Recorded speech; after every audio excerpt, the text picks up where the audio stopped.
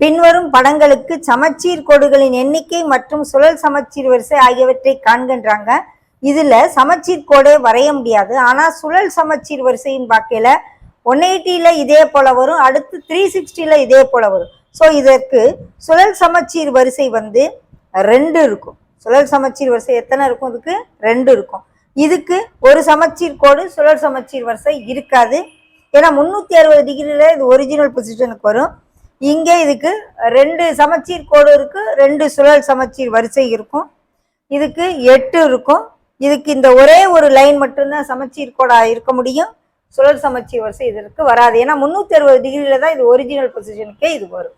ஓகேவா?